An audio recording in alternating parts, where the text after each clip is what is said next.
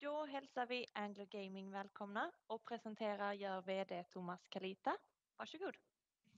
Hey, sorry, I'm going to speak in English today because we have a lot of interest around the world lately. So I hope that is fine. Usually I do the presentations in Swedish. Let's see here, and I'm also in Malta today, and it's very sunny here, and I work from home due to COVID-19. Unfortunately, we hope we can go to work soon. Okay, so as I mentioned, I'm Thomas Kalita. I'm the CEO of Anglo Gaming PLC. A little bit experience from regarding me and from iGaming. 2006, I was the product and marketing director for Betsson Malta Ltd. 2007 and 2009, I was the CEO of Betsson Malta Ltd. And I was the overall responsible for all operational subsidiaries from sales, brand, products, revenues globally, all the surrounding services, all the total gaming offer. I left Betsson 2009, and then I founded and operated and sold a number of projects. A few examples: Svenska Lotter, Norske Lodd, Stormy and some casino brands. I became the strategic advisor of Anglo Gaming 2014, and I have been the CEO since September 2018. So what is Anglo Gaming PLC? Anglo Gaming is a Maltese holding company listed on Spotlight stock market next, the premium segment of Spotlight. Anglo Gaming's core business is to own and administer shareholding in internet gambling companies, which directly or through partners offer games to end users via internet. The focus is on investing in niche gaming companies and startups with larger flexibility and possibilities to manage the customer databases values, then growing rapidly in various markets around the world. Anglo Gaming, we own 100% in all the subsidiaries, and Anglo Gaming Group, being Anglo Gaming itself and its subsidiaries, is debt-free. We have licenses from Curaçao, MGA, that is Malta, and the Swedish Gaming Authority. Our main products are casino, live casino, and bingo. You still hear me? Yes, I hope so. And we have a dividend policy since a few years that we are giving out 50 to 100% of our net profits to the shareholders if it's not needed for going concern and or acquisitions. A little bit about the history of the group.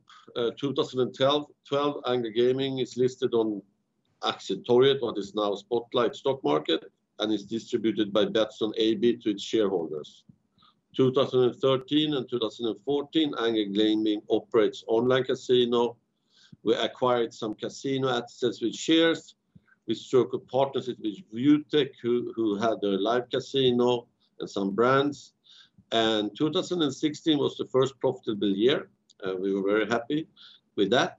And we decided to acquire Viewtech and some bingo assets, which we did. 2017 was a very strong growth year. The revenues increased 70% year on year.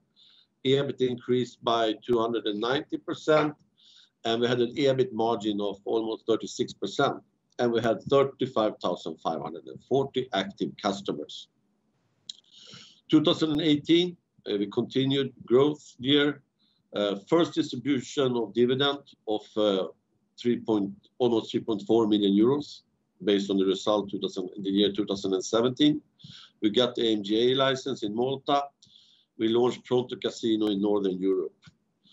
2019, we had a continuous strong growth, 55%, and EBIT 48%. We have the second consecutive dividend of 3.4 million euros almost distributed to the shareholders on the financial result of 2018. In January 2019, we got the full 5-year license to conduct online gaming in Sweden. It includes online casino, online sports betting, and online bingo.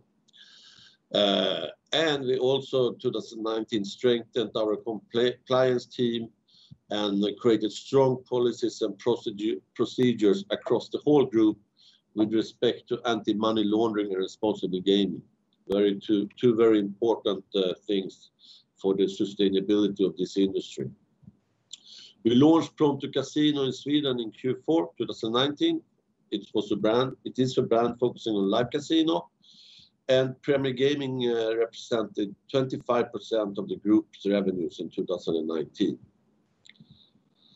2019, we were also upgraded to Spotlight Next, the premium market of Spotlight, where we have to follow pretty much the same standards as Nasdaq. We went out with the reverse profit warning Q3 2019, and it was a bit, we were very proud that this is a quite important magazine in the industry, the GIQ. And Q3 2019, we were rewarded by the place #1 for the fastest growing listed gaming company in the world. And we have been there on this spot 1, 2, 3 since then.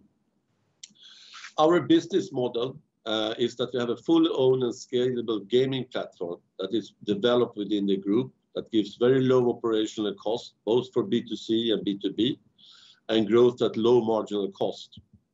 It's very easy for us to integrate so-called white label solutions, where we do the operations and the partner provides the customers and the brand. We have a highly competent and effective organization, and we think a proof of that is that EBIT per employee Q2 2020 was approximately 110,000 euros. We have a proven model for buying and integrating customer databases and brand assets. We have no need to take over staff. We have no need to increase staff when we're doing this. And time to market is approximately 1 to 3 months after signed agreement. And as we said, we have done this a few times in the history, where we managed to get acquired businesses that were not profitable and put them into our machinery and made them quite profitable, and they are growing assets. We use affiliates as a marketing channel. It gives very low risk in acquisition of new customers. When we do more traditional marketing, such as TV commercials, online banners, Google Ads, etc., and influencers and so on, we measure the number of new customers and depositing customer and ARPU on pretty much a daily basis, so we can add and remove channels very, very fast. We have a very strong casino product, both in mobile and desktop. We are active in 33 markets, and we constantly evaluate new products, markets, and acquisitions. So we have our fully owned proprietary gaming platform in the middle, where we add a lot of suppliers as Evolution Gaming, NetEnt, Yggdrasil, and so on, and payment module with Visa, MasterCard, etc. Our own affiliate program for affiliates, and then we very easily add B2C and B2B brands. So the yearly revenue and EBIT development since 2016 is a steady curve upwards, with 28.5 million euros in revenues 2019 and 6.7 million euros in EBIT 2019. If you look at the financial performance more in detail, in 2019, we had all-time high in revenues and EBIT. The revenues increased 55%, the EBIT increased 48%, EBIT margin of 23.5%. The customer deposits increased 73%, 30% increase in new registered customers, 55% increase in new depositing customers, which is an even more important KPI. And we had almost 128,000 active customers. And 2019, we had an earning per share of euro 0.0814, an increase of 40%. If we then look into the financial performance in the first half year in 2020, we had again an all-time high in revenues and EBIT. Revenues increased by 64% to 21 million euros, a little bit more. EBIT increased by almost 160% to 6.6, so we almost already have reached the EBIT of after 6 months of what we had the full year, the previous year, 2019. And we had the EBIT margin for the half year 2020 of 31%. Customer deposits increased almost 39%, and newly registered customers had a good increase too. And we had more than 90% increase in new depositing customers. A lot of figures here, but we like a business that is not measured, is not managed, as we know. And earnings per share of 0.0774, an increase of 158%. We're looking at Q2 2020, again, all-time high in revenues and EBIT. Revenues increased 37% to 11.5 million euros. EBIT increased 180% to almost 3.8 million euros. We had an EBIT margin of 32.5%, and customer deposits increased 38%, almost 38%. New registered customers 50%, and first unique depositing customers increase of 80%, and to almost 30,000 for that in that quarter only. And earnings per share of 0.0449. It was an increase of 191%, 0.56. We continue a little bit with what we said in the Q2 report. Premier Gaming Ltd, the group subsidiary focusing on Northern Europe, and where we have the MGA Swedish license, represented 18% of the group's revenues in Q2. Premier Gaming's revenues increased by 30% in Q2 compared to Q1 2020.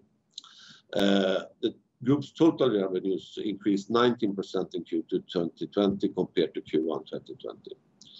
We also did a short market update with July, which is historically a weaker month for the group due to seasonal effects and the product mix.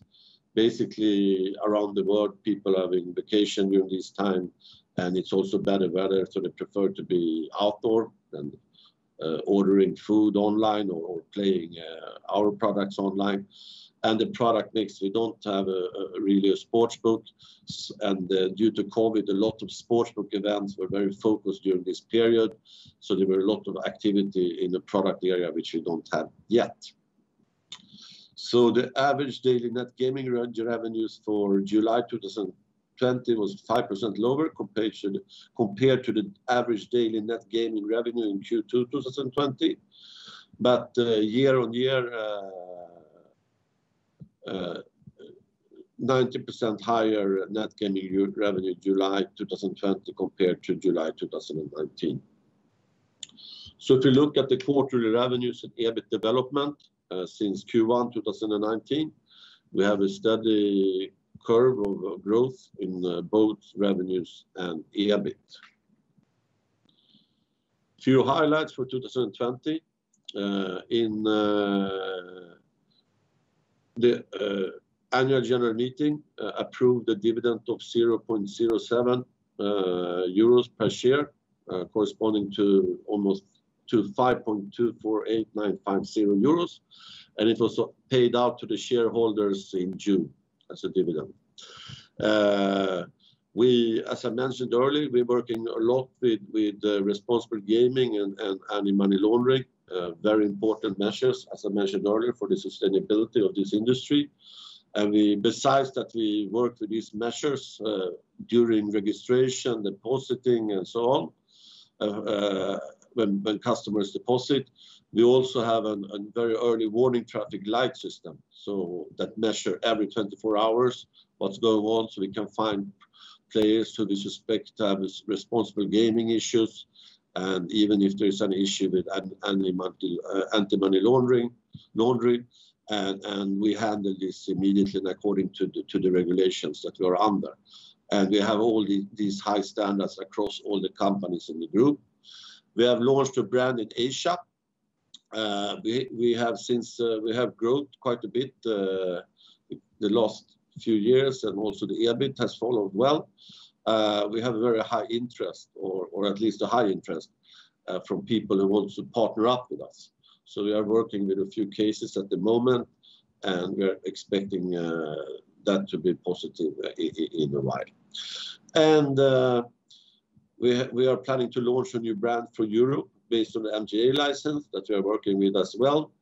And due to COVID-19, we decided to postpone our work with the sportsbook, which we previously planned to launch for the European Nation Cup and the Olympics in Tokyo. Now the new plan is to launch a new sportbook that we will find a supplier. We will not do proprietary sportsbook. We believe there are good suppliers out there, and it's more efficient for our strategy to use a supplier, a good supplier, and launch it before the European Nation Cup in June in 2021. If you look at the SWOT, we think we have a very good platform that is very efficient, who requires very few people to work on it, and we can grow at a very low marginal cost. And we are agile, and we have very good people, and we have a good structure, and we have growth, and we have a good cash flow. Weaknesses, we have previously not prioritized investment relations that much. We have worked a lot with that recently, but we keep it here to remind us that we have used to have a lot of comments from the market. So as it comes to me, I'm in interviews almost every week with investment bankers and funds from America, the US, UK, Luxembourg, you name it. And I try to do a lot of these presentations and so on, and we try to slowly, but we try to improve our reports and so on. And so this is on our list, to-do list. And possibilities, we have Premier Gaming, which I think we can develop more. It's more markets we can enter. We can work harder with existing markets. We are looking to acquisitions. It's not so easy to find a good acquisition, a company to acquire, because usually you find a company that is growing fast, but then they have not so high EBIT, or the opposite, they have very high EBIT and they don't grow so fast. And we don't really want that dilution in the groups, but we are keep on looking, and there should be a few candidates out there, but we are still in the looking phase, so to say. But we do believe in the partnerships and the white labels and so on, and that we have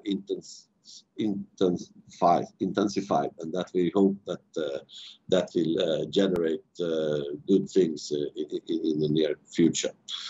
Regulations are a good possibility, which we believe in when it's a good regulation, meaning there's a reasonable tax system. The regulator prioritizes the insider who believe in the license system and encourage them to be in the system, and not encouraging people to be in companies outside of the system. And if we look at threats, of course, the industry generally, you have the .com market, and you have other, it's quite low entry barriers, and it's very high competition. And regulatory development, it's also a threat when you see increased taxes, punishment, and not punishment, but more focus on the people inside of the system, people, the companies inside the system who try to follow the rules and believe in the system, than people outside of the system who wants to benefit from the regulatory development, but not follow the rules. But that was all from me. And any questions? Great, thank you so much, Thomas, for that. So I have a few questions. I think I can start with those. So could you describe the development in Sweden after the new regulation? The new regulation that happened 1st of January 2019, or what has happened recently? Yes, I believe the one in 2019, yes. Okay, so what happened first was, which is, I cannot speak for each politician and so on, but what is important for the companies, we went with the regulation, and we worked hard to get qualified for the regulation, and of course we pay the tax and the fees and so on. Is that when you come into new regulations, it's important that you very fast position yourself. So what was expected, at least from my side and from Anglo Gaming, was that you would see quite a lot of TV marketing happening, both for the companies coming into the regulated market, the newly regulated market, to position themselves with other competitors coming into the regulated market, but also with the old monopolists who have been in the market and has been worked as a monopolist for many years, building up the brand, created very strong brand, and that's a challenge because they can be a bit biased, the market, due to this, and also to position itself against people who are outside of the companies outside of the regulatory system, to make it harder for them to penetrate the regulatory system. So it's kind of good for the system. Of course, it meant that it was quite a lot of TV marketing in the beginning, and maybe that's not so fun to watch. I can agree on that. But we all knew that this would all, I mean, it also has to be cost efficient to do TV marketing. So we knew that it would stabilize after a while, which it also did by itself. And then we also saw so we saw quite a bit of competition in the beginning. Then we saw stabilization. We saw, as we expected, that both Aktier and Svenska Spel were very strong due to their history in Sweden, and that they have been able to act very freely and use the marketing money for a long time to build up huge player databases and brand. And we also saw that the government started to impose a lot of things on the insiders, so to say, that try to really follow the regulations, maybe open up a bit for the unregulated market or .com market, which was maybe, it happened. We think that the canalization went down a bit there. And then it continued here with COVID-19 to protect, the government wanted to protect the vulnerable players, to say more, so they imposed even stronger regulations on depositing and so on. And I mean, maybe that has some point, but really what it really generates, at least according to what I personally think, and is that it only opens up for the people who are not on the regulated, companies who are not on the regulated market. So it is going to be interesting to see what happens now. If it's, we hope that this is temporary measures, and that we're going to feel that we are getting encouraged to be insiders. So the outsiders will feel the stress. But let's hope for the best. We see also, so overall, a little bit tendency towards it's a bit hard to be working as an insider. It's a little bit too much focus on the people who really try to follow and build up the regulated system, the companies as ourselves, and maybe make it too easy for the .com market, which are not following the Swedish system but using the international .com market system. So that, in short, it was a long answer, but it is an important question, and it is an important topic, because the industry, we like good regulations, there's reasonable tax, and we think it could benefit all the stakeholders. But it has to be looked into at a holistic perspective. Otherwise, it's very sensible, because there are maybe physical borders, but technology usually has no borders. So let's see what happens. Thank you for that. So I have another question. So you have had a very good positive inflow of customers now during COVID-19. Do you see that this positive trend have continued? I really don't want to talk about things here that are not in our presentation, but generally speaking, the summer months are usually a bit slower because people want to do other things, and we respect that, of course. And we try to use the seasonal effects around the world instead to maybe focus more on active customers during the lower season, and when the high season comes, we're looking into getting more new customers. So But we have historically have a good trend where we are trying to open up more and more channels and more markets to get more customers, and we are working quite hard with this. Okay, so I don't think we have time for any more questions. So thank you so much, Thomas, for today. Thank you very much. Thank you.